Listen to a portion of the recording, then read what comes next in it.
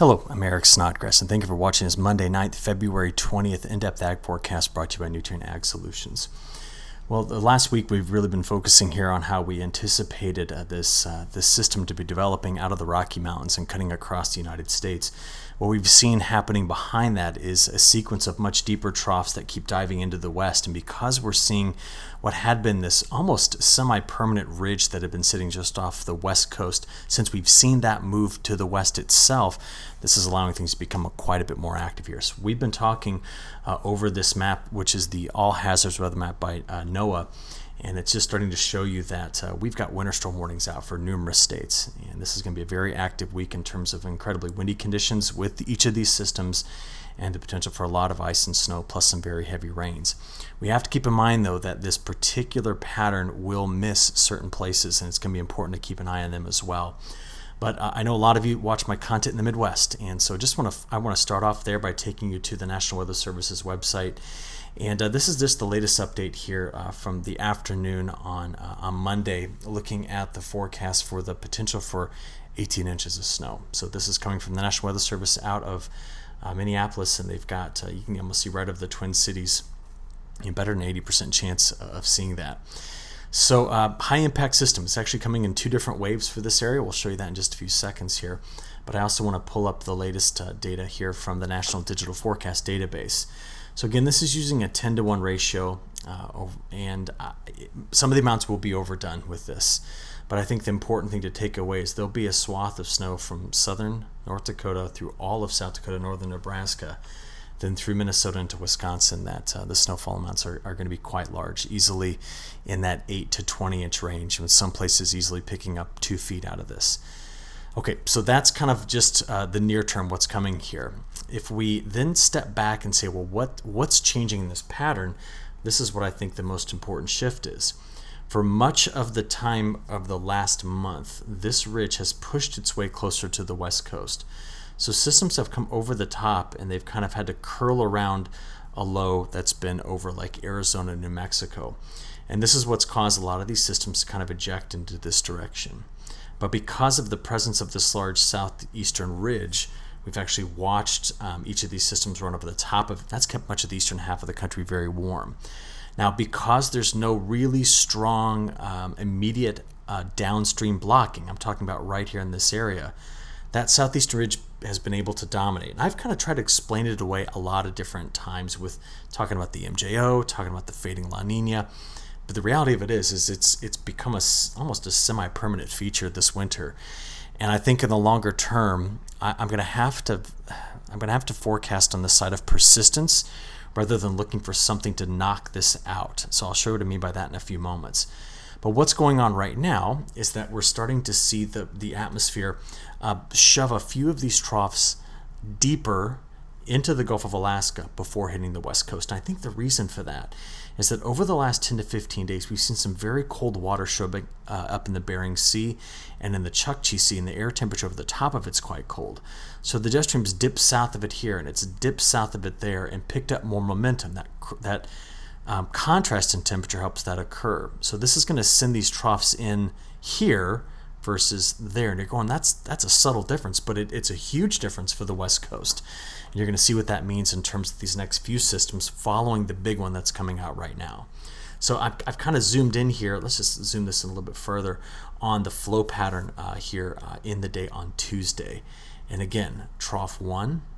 And the momentum being picked up right here is what's going to be critical in sending the next few systems farther to the south before they hit the west coast. And it helps that this ridge just keeps slowly backing up. Do you see where the split is? It's here. For so much of January and early February, that split was much closer to the west coast. A really important difference here. But this will be the wave that's going to kick the lead wave right here out. And that's what's going to be really the big setup for this week's snowstorm. So to show you that, here's the cutoff. Here's the ridge backing up to the west. And here's the wave that's going to shove this cutoff. Watch this. This is really kind of neat. That wave gets pulled forward. The tilt on it is such that this wave gets pulled right out of California and then yanked quickly to the north. Much colder air settles in behind this. And what we're going to watch here through the end of this week, right there, there's the wave.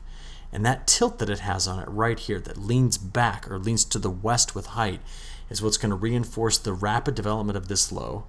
This large subtropical ridge is going to help feed the moisture in around it, and the setup is just perfect for big snows. And it's important to understand that these models picked up on this pattern about 8 days ago. So we've been talking about it now for quite some time. Okay, what happens after this? Well, here we are next Friday, or this Friday, getting into the weekend. We continue to see this dominant ridge sitting somewhere over like the Caribbean or the Gulf of Mexico or like the Bahamas or Florida. And as we go forward in time, there's nothing slowing this pattern down. This is all about to early next week, getting into midweek next week, getting into the beginning of March. And what we see is, remember I was talking about this last week, one ridge pushing in here, another ridge pushing in there, and the flow is just screaming around it like this. And that southeastern ridge is what's helping turn these systems through, and no major downstream blocking. I know you're like, but there's a ridge here, but it's not set up to be a big block. It's allowing that flow to get offshore. That's the bulk of this pattern through the next probably 10 to 15 days. So let's go ahead and just check on in here. I'm going to start this off at midnight. I was traveling between meetings today, so I got in pretty late into the hotel. But let's just start it here at midnight. This is on Tuesday morning. So here's the first clipper rolling through the Great Lakes.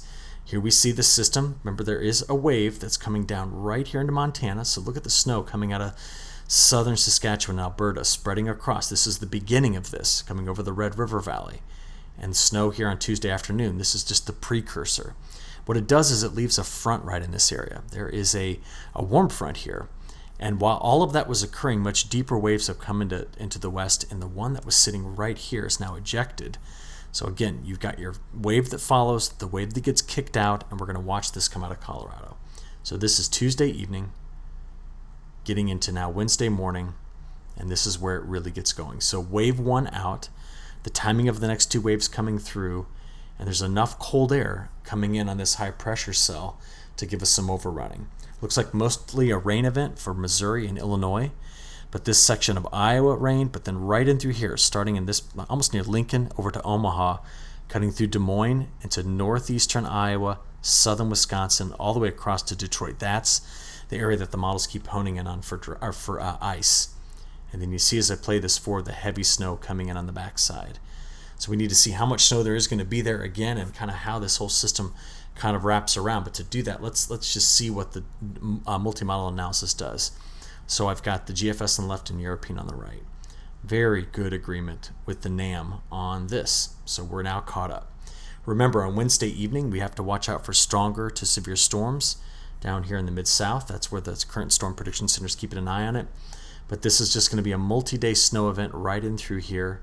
It may be a bit not aggressive enough to use a 10-to-1 ratio. Maybe we should be using a 12 or a 14-to-1 ratio on this snow, but it will spread right over the top, almost bullseyeing Minneapolis there, going into Wisconsin, and then spreading into southern Ontario and Quebec. Now remember, at this time, the next lows are now coming down like this. No longer are they coming into the Rockies, they're coming down the west coast. So this low here, very well forecast by the models, by Friday sits and spins off the west coast. And that's a big snowmaker for the Sierra Nevada. That's heavy rains for the Central Valley. And at the very end of this, notice how it pushes a lot of moisture into southern California. And that's for the weekend here, pushing all the way down, pretty far south into southern California. We'll also watch a lingering frontal boundary stretch from Oklahoma all the way over to the Carolinas, possibly delivering some decent rainfall out of that. But a lot of the attention will be placed on what's happening in the west. Now that frontal boundary I just mentioned here is actually going to be sitting on top of the upper level ridge that's still sitting and spinning in this area. So let's go past next Sunday, and let's pick this up with where the models are taking the next system next Monday. Now you can see that it is in both models. There's a system here in the GFS, one here in the European. So that means that the next trough comes out of the deeper low, upper level low that's sitting here over the west. So therefore, by next Monday, we have our next potentially, high impact system. But the rebounding in the warmer temperatures here might prevent this second system next Sunday night through Tuesday from producing snows like the current system does. But it's definitely coming out of the Colorado Panhandles area, and it's in both models. Now you can see the GFS is more aggressive. It's got much more snow coming out of this one compared to the European. So much is yet to be decided on this system though. But what do you see behind it? Another system rolling down the west coast. So if we just look at all of this and talk about the west coast first, I want to show you today's 12Z European model run. There will be places here, they've gone off my color bar, so that's 1 to 4 feet of snow possible in the Sierra Nevada. Remember though, a lot of this is coming. There's the wave on Friday. Here's the wave coming down next Tuesday, and more is even being added from Tuesday to Thursday. With great snows through Nevada, through the upper Colorado Basin. We're going to be looking at good snow here in the Central Rockies, up to parts of Wyoming, and even the Northern Rockies and Cascades, adding snow to the mountains out west. This is such a great forecast for this particular area this time of year. What about the East Coast? Well, if we just take a look at when that snow gets there, so here it is. This is late in the week, Wednesday into Thursday morning, and pressing through the day on Thursday into Friday. Remember, there's going to be a second push with this, so you see a little bit more coming in on after the weekend. But we could be looking in the interior of New York, Vermont, New Hampshire, picking up several inches of snow here. A good 6 to 12 inches of snow are possible. Lastly, just to show you kind of where the snow is coming in, we're going to be hitting this same area again, right? And a little bit farther to the north. So I should have made that a little bit larger of a kind of drawing here. There we go. That's the area that's going to be seeing the snow. And then, of course, this continues. But this will hit some of the areas in South Dakota that have missed out, but it's going to add a lot more to some places that are already in surplus. South of that, though, we're still in a pretty big snow deficit and into New England. So seeing the snow coming in through here is going to be very important for New England's overall snow picture throughout this winter.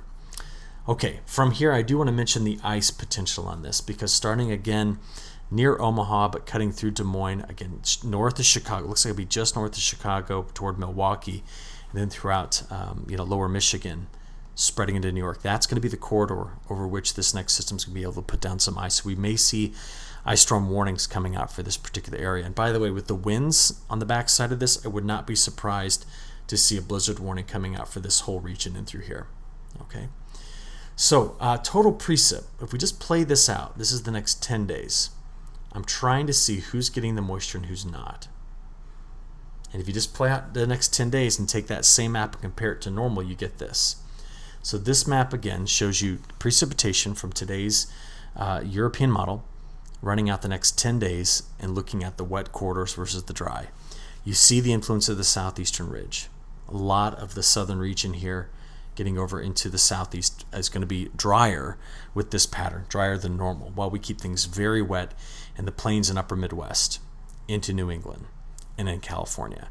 Canadian Prairie, some places are drier here. Red River Valley of the North could miss some of this. And into Texas, we're going to see the warmth stay in place, but there's going to be drier conditions continue to hit this region and through here, because this is where the dry slot of this next system is going to sit. So that's kind of the way we break down this particular pattern as these systems continue to eject in the way we talked about at the beginning of the video. Do I see any changes once we get out there into March? The only thing that I think is most important with this pattern is the combination of the subtropical ridge still sitting here and the ridge that had been off the west coast. I mean, again, we're talking about this split. It's now much further to the west. It's west of Hawaii. And that overall is a good pattern going into the month of March, which is going to keep much of the same we just talked about. Systems curling up here. They have to eject. They run up here around the large subtropical ridge. And so this is what your week 2 precipitation pattern looks like. Now, what are the benefits of this and what are some of the drawbacks? The benefits to this particular pattern are going to be to work on those drought areas we continue to discuss. I'm talking about this whole region in the upper Midwest, the northern plains. Very wet conditions, a lot of rain are coming through parts of Illinois, Indiana, and Ohio, and again some ice to the north of it, but there's moisture coming on top of that area where we're still seeing the remnants of the drought from last fall. This particular part of Texas, Kansas, Oklahoma, parts of Colorado, New Mexico, this is an area that's going to, I think, sit too much in the dry slot, but if we keep going west of there, this map is going to change quite a bit in the next 10 days. There's better snow coming north. Better snow in the northern Rockies, and adding a whole lot more to the Sierra Nevada, through Nevada, into Utah, Colorado, and Arizona. Now, just for reference, again, we've done this the last few videos, I'd like to show you what this map looked like in 2022. So at this point in 2022, much different from where it is in 2023. And that's just incredibly important to keep an eye on these things, because right now, the Northern Sierra, and this is true for the Central Sierra as well, we need one more good push of snow to just keep us up here so that we can stay at or above our 1991 to 2020 average.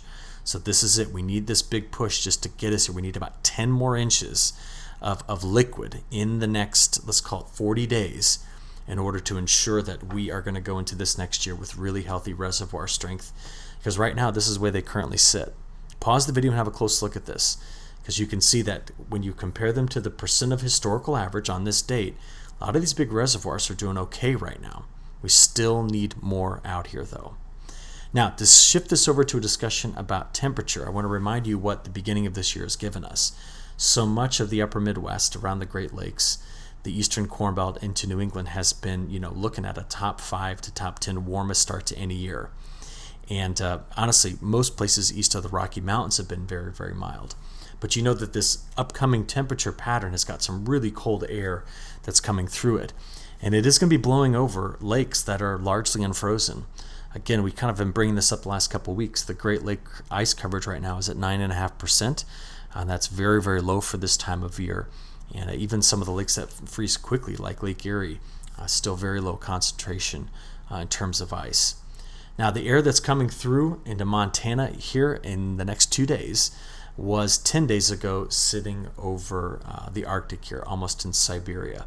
So this Arctic outbreak that's coming through is going to be quite cold, and I'm going to show you what these temperatures are going to look like. So we're going to start this off on Tuesday. Already the colder air in the northern plains, but very mild down into Texas. So this is going to drive these strong winds. This is going to drive this system right across the mid part of the country. By Wednesday, we'll see 80s spreading into parts like up to Nashville, 70s into much of Kentucky. -1 to -3 is the high, and that's more than 40 degrees colder than normal coming through parts of Montana. Then we get into Thursday.